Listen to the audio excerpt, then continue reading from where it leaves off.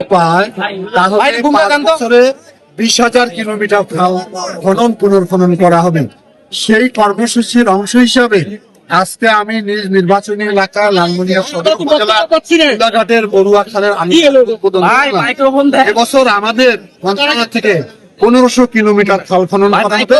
5 বছর আমাদের মন্ত্রণালয় থেকে 7,000 কিলোমিটার খাল খনন করা হবে। আমাদের মাননীয় প্রধানমন্ত্রী তারেক রহমান গত 16 তারিখ আনুষ্ঠানিকভাবে খাল কাটার কর্মসূচির উদ্বোধন করেছেন এবং একই দিনে বাংলাদেশের 54টি জেলায় খাল খনন শুরু হয়েছে এবং আমরা আশা করি বর্ষার আগেই এবছরে যে আমাদের টার্গেট রয়েছে সেটা আমরা পূরণ করব। এটি আমাদের শহীদ রাষ্ট্রপতি জিয়াউর রহমানের একটি বিপ্লবী কর্মসূচি ছিল। খাল কাটা নিজে হাতে কোদাল দিয়ে খাল কাটতেন বিভিন্ন অঞ্চলে গিয়ে। একই ধারায় একই নিয়মে আমাদের বর্তমান প্রধানমন্ত্রী নিজে কোদাল দিয়ে খাল কাটার উদ্বোধন করেছেন। এই খাল কাটার মধ্য দিয়ে যেমন সারফেস ওয়াটার, যেটা উপরিভাগের পানিকে আমরা ধরে রাখবো, তেমনি শুকনো মৌসুমে কৃষকরা এই পানি দিয়ে তার কৃষিকাজ করবে। এই খালের মধ্যে মাছের চাষ করবো আমরা। খালের দুই ধারে আমরা বৃক্ষরোপণ করবো। এর ফলে এটি একটি দৃষ্টিনন্দন খালে পরিণত হবে।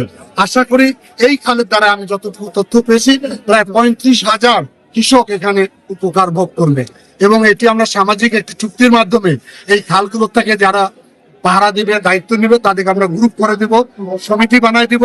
তারা এখানে মাছের উপকার, গাছের এবং পানির উপকারটা তারা পাবে।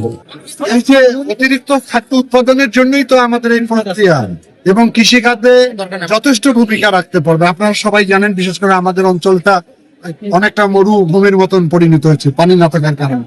অবশ্যই জাতীয় ক্ষেত্রে যেমন ভূমিকা রাখবে এবং কৃষি উৎপাদনে বিশাল ভূমিকা দেবে। আমি একটু আগে বলছি যে 4টি মন্ত্রণালয় থেকে এটা করা হচ্ছে, পানি সম্পদ মন্ত্রণালয়, আমরা, স্থানীয় সরকার এবং কৃষি।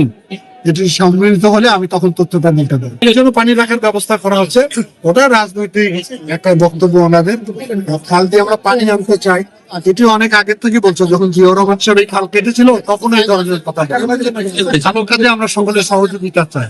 ধন্যবাদ। দৈনিক আজকের বাংলা .net